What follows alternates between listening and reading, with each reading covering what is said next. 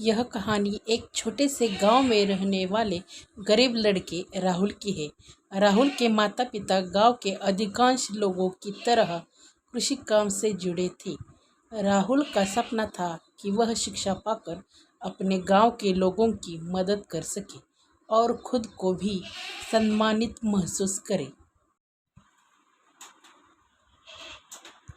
एक दिन जब राहुल गांव के स्कूल जाने की कोशिश कर रहा था, उसके पास एक पुराने और 28 साल पुराने रिक्शे की एक बुरी हालत वाली गाड़ी मिली। राहुल को उस रिक्शे में आगे बढ़ने का मौका मिला। राहुल जानता था कि उस रिक्शे को सवार कर उसे चलाना आसान नहीं होगा, लेकिन वह दिल से चाहता था कि उसे स्कूल और मार्केट से जाकर लोगों की सेवा कर सके। राहुल ने अपने सपने को पूरा करने के लिए मेहनती संघर्ष शुरू किया। वह पुराने रिक्शे को नई ढाल में चांदनी चौक पहुंचाने के लिए अपने सारे पैसे खर्च कर दिए। वह रिक्शे को खूबसूरत रंगों से सजाकर लोगों को प्रभावित करने की कोशिश करता था।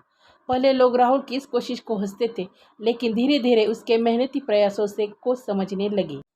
एक दिन राहुल ऐसे ही किसी सवारी का इंतजार कर रहा था और वहां से एक बुजुर्ग आदमी उसकी सवारी बनकर आ गया।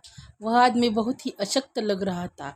उसके हाथ पांव कांप रहे थे और उसने कहा, बेटा तुम गंगापुर चलोगे? तो राहुल ने कहा, हाँ हाँ, क्यों नहीं अंकल, ज़रूर चलेंगे। और वह बूढ़ा आदमी उसकी रिक्शा में बैठ गया। जब उसने उस आदमी को उसके ठिकाने पर पहुंचा दिया, तब वह अपनी रिक्शा लेकर वापस लौट आ रहा था कि तभी उसे अपनी रिक्शा में पीछे एक बैग दिखाई दिया। वह सोचने लगा कि यह किसकी बैग है।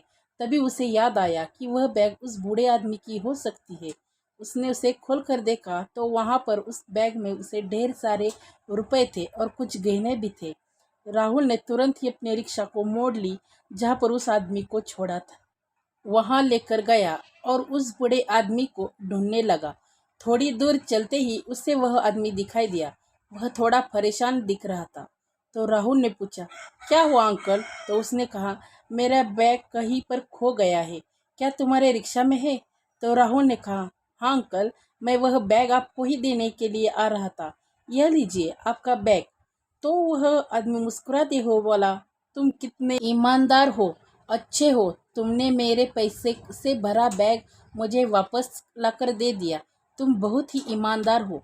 ऐसा कहकर उसने उसे कुछ रुपए देने चाहे। तो राहुल ने कहा, नहीं नहीं अंकल, मुझे पैसे नहीं चाहिए, मैं यह आपको देने आ रहा था। तो उस अंकल ने कहा कि बेटा, यह तो मेरी ज़िंदगी भर की जमा पूंजी थी और तुमने मुझे वह लौटा कर मुझ पर आज बहुत बड़ा एहसान किया। भगवान तुम्हारा भला करे। ऐसा कहकर वो आदमी वहाँ से चला गया। समय बीतते गए और राहुल के रिक्शे का प्रसार और मुख्य बाजार तक पहुंच गया। राहुल की ईमानदारी और समर्पण को देखकर लोग उसे सम्मान देने लगे और उसके रिक्शे का उपयोग करने लगे। राहुल ने खुद को सफल रिक्शे वाला बना दिया था।